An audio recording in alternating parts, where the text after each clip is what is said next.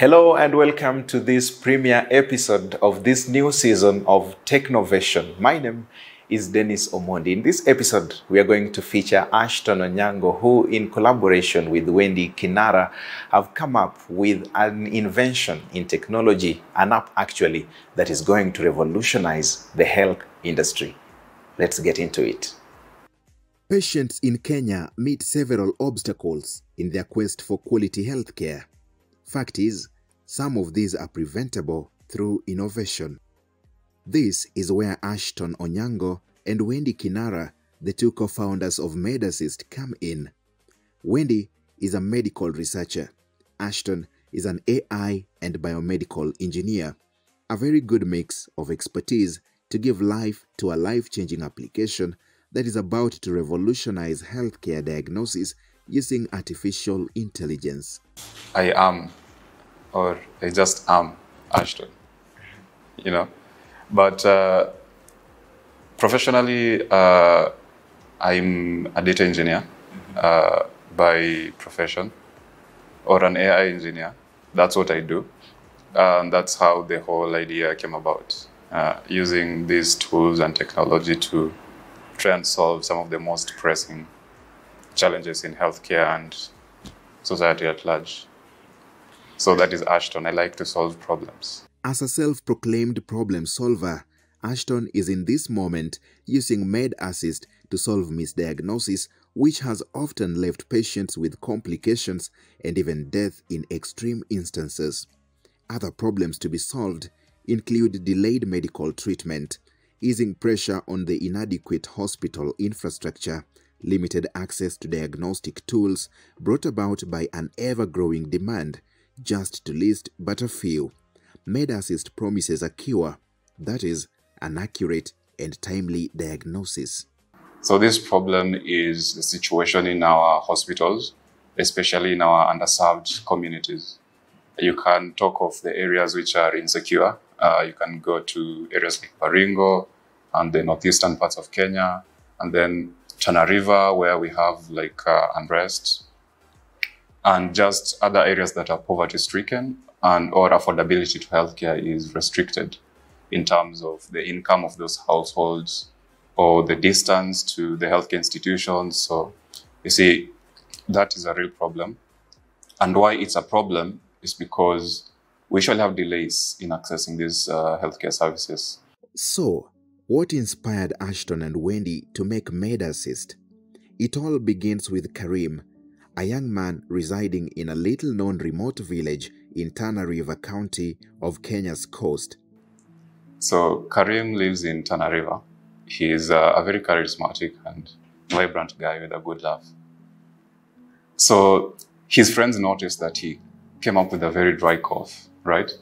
And his laughter was soon replaced by a persistent cough. And sometimes he would have blood drops in his cough. And upon going to the local hospital, which is, mind you, 12 kilometers away, that's quite a distance when you are seeking health services in such a condition. He got an X-ray, and of course, from the X-ray, the radiologist gave the interpretation, the doctor made the final say, and he had pneumonia, right? So he was put on medication for pneumonia for about 3 months, but he kept getting worse. Right? So this affected all his other areas like his joints, his knees. He became weak overall. His body shriveled. And it was no longer a case of pneumonia. There was something else. So he couldn't get a hold of the doctor at their local hospital again because of the long list of appointments. So for him to see the doctor again will have to be in 3 months later.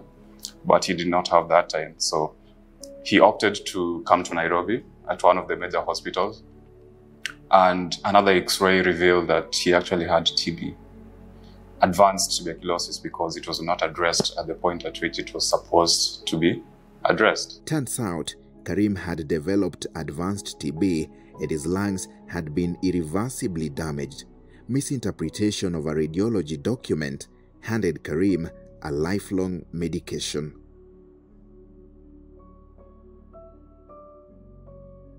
But just how accurate is this AI assistive tool, and just who or what exactly is answering the user? The technology behind it is an AI tool, largely, ironically, large language models. So these large language models you're very familiar with, maybe just not by the name large language models. So talk of ChatGPT. Meta, Facebook, currently Meta recently released their own version of a large language model called Llama, L-L-A-M-A, Llama. So it's also a generalized model that understands human language or human speech, and it can give response with the same measure based on what it understands. So the powerhouse behind this application is this generative AI tool, or the large language model. So it's not specifically ChatGPT. We won't reveal yet what exactly we are using, but it's the foundational model upon which we build the app. We build the app around it. So it can take an image and a text at the same time and give you a definitive response. This response is not a diagnosis. It's not a prognosis either. Let's say it's a decision support tool. So it helps you with certainty confirm what your fears are, or let's just say ease your fears, because it can also tell you this is not what you're suffering from. Yeah, so it's not a diagnosis too.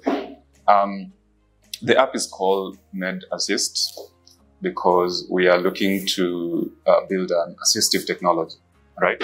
It's not replacing anyone. It's trying to make the process faster. It's trying to come and cover the gaps, the loopholes in the system, because the whole thing is a system and it's not a foolproof system. So where we see gaps, that's where we come in and try to solve the actual problems. So overall, the oversight is by a human person, right? So there are like agents who constantly monitor conversations.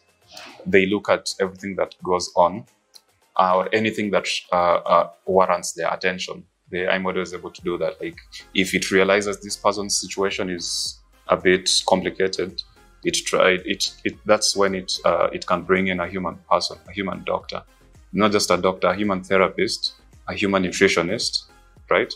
So you could be even asking a question about your diet, not just about something you're suffering from, or a meal plan for maybe you want to lose some bit of weight, right? You want it to give you a meal plan.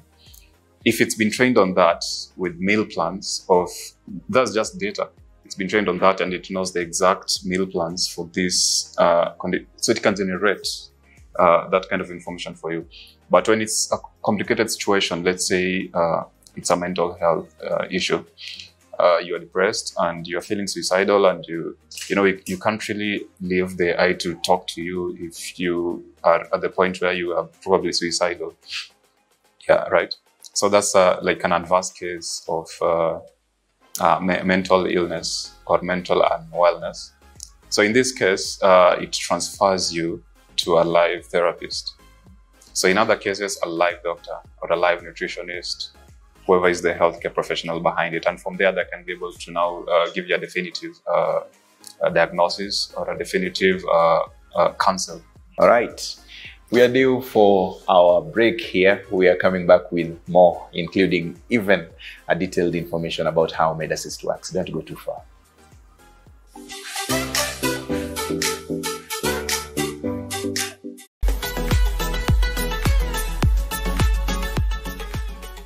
Welcome back. You are still watching Technovation. Remember that today we are focusing on how artificial intelligence is being used to revolutionize the health industry. We are here with Ashton Onyango and we get more details from him. And here now is the prototype of the app, a preliminary version of the product that the creators say will be fully out in about 2 years. So we have a prototype of the general concept of what MedAssist is. So it shows the different pages of how you use the app, from how you log in to how you try and talk to it.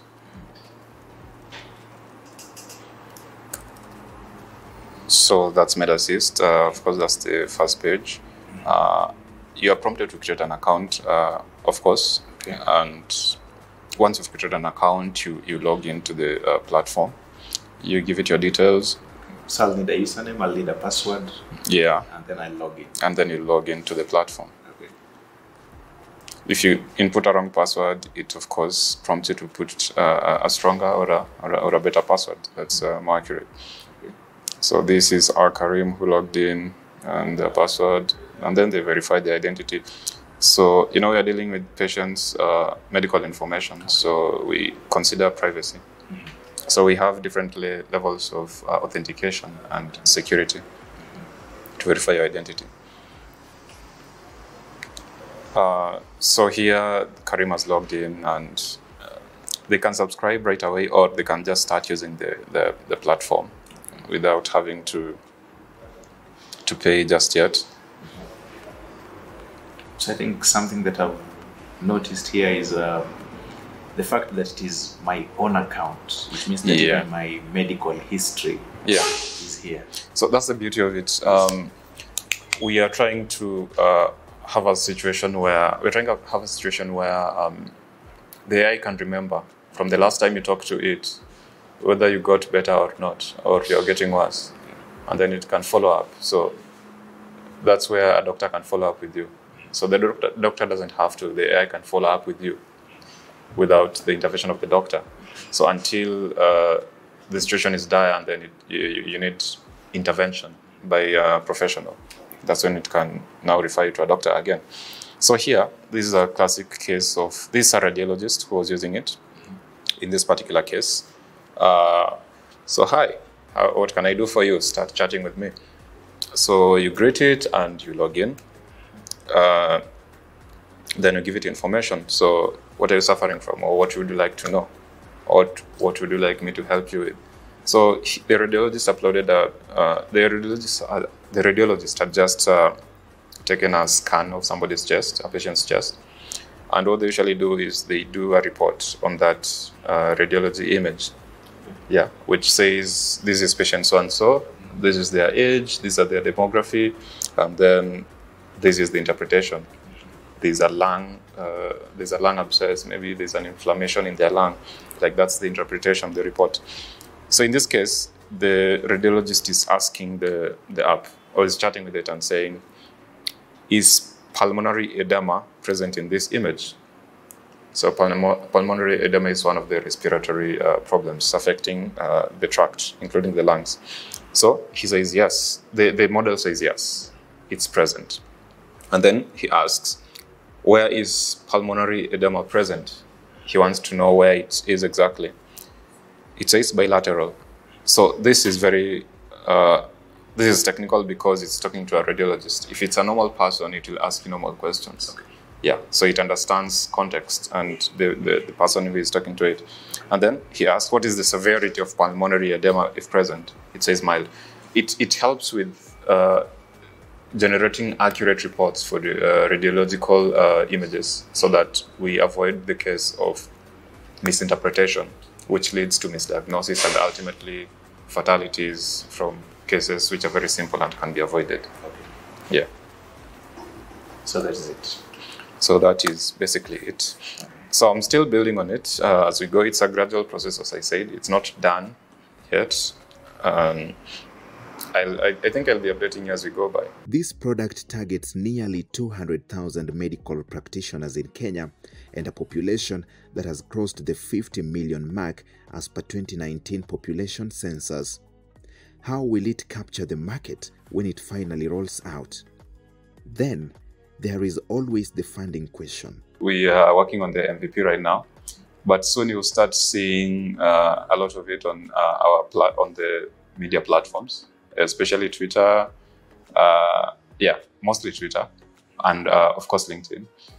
You'll see a lot of publicizing of what we do and what the app does. So you might even get not access to the full app itself, but we'll set up sort of APIs, web apps, which are smaller versions of it, which you can interact with for just specific areas. So maybe you just want to chat with it about a particular condition. So we can train the model on just that particular condition, and then that can be like a test, a way to just test how people react to it, how people will embrace it, how people will respond to it, and the feedback people will give. And then from there, you can see how we can actually factor that into the actual MVP, the product. Okay, you just meant to ask what is MVP for maybe probably somebody watching this. All right. Doesn't understand what MVP means. Sorry. So the MVP is the minimal viable product. I just realized I've been talking too much tech, and so this is the first product we'll have that can be used by somebody, a user, and can be used to test the effectiveness of the models or the app itself. So how the app performs, how the patients interact with it. The MVP is what will enable us to do this. So it is the first version, let's say the beta version of this product, something a user can use, and then we can build upon that to implement their feedback and anything they wish to change on the platform is usually like implemented after the MVP is out. Okay, and once you've developed the platform, I understand getting it into the market, getting people, onboarding people onto the app, and all those things, the marketing part you are talking about, all this will need some oiling for this engine to start running. Right. And this is in terms of funding. Yeah. So where is the money? The question of money. Yes. Yeah. I love the question of money. We all love money, right? Money makes things happen. Money is not evil, right? If you have money right now, you could like build this in a day, or not a day probably, but in a very short time and roll it out. But not to say that it's a constraint. It's all a process. It's a gradual process, and we learn along the way. So before we build our MVP, or for us to build our MVP, we are actually looking to secure some non-equity grants, so funding without equity. So where we get money and we don't like give a stake of the company for that money given. It's just for the MVP itself.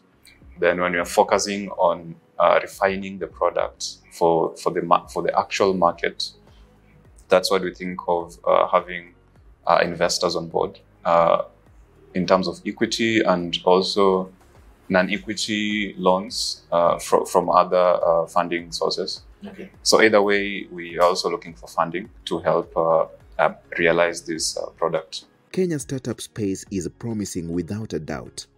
But at the same time, some startups have exited the market shortly after their debut.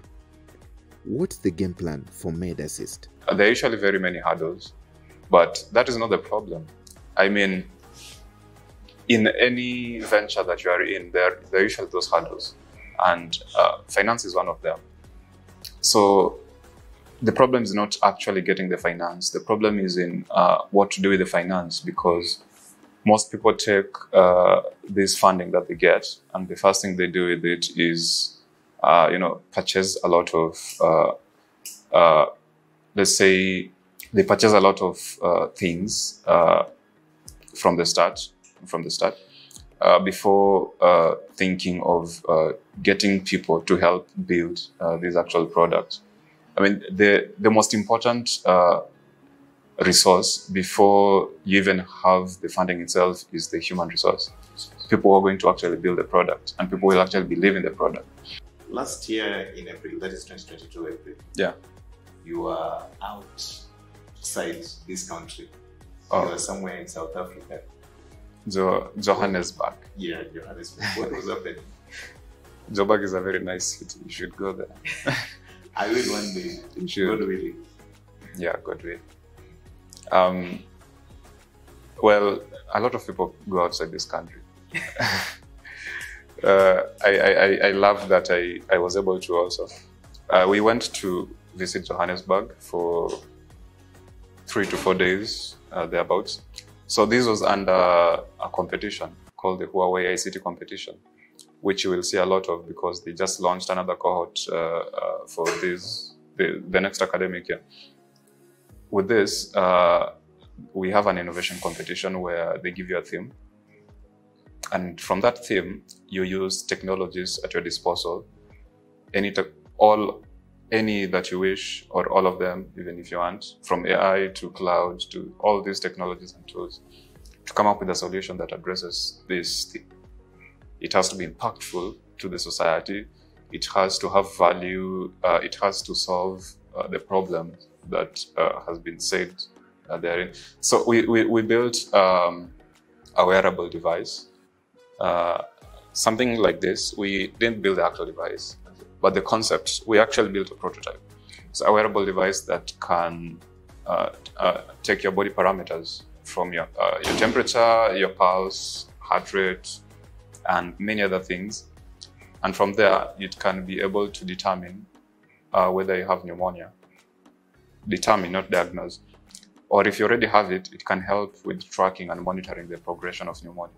So our target group was children below the age of 5 years, because the way we usually diagnose pneumonia or detect is through having a chest x-ray and looking at your lungs to see if you have maybe an abscess or your lungs are filled with water, fluid. That's usually one of the indications that you have pneumonia. So we are looking at an alternative means, because a kid can't be exposed to x-rays or radiation, especially a very young one below the age of 5. So we were finding an alternative means, and AI also gives that alternative means. Well, we learn a lot in class, of course, but not all of it applies to solving real life problems, or even when you go out into the field. When you're done with your studies, you go to work. Most times they retrain you, or they tell you to unlearn and learn again. So relearn. So there are a lot of things we learn in school that we don't use in our actual careers, but they're useful, mind you, because they give you context into the broader the broader context of things.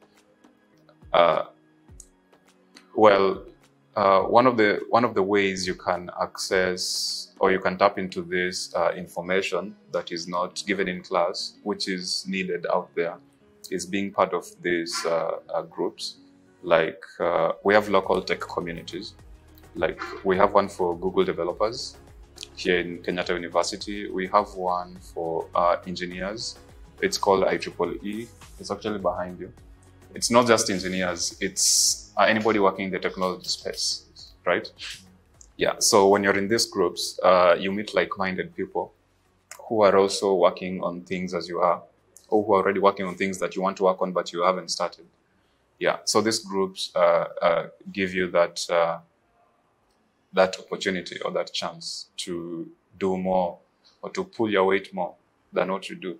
So it exposes you. The main thing is exposure. So it exposes you to what happens outside of your class.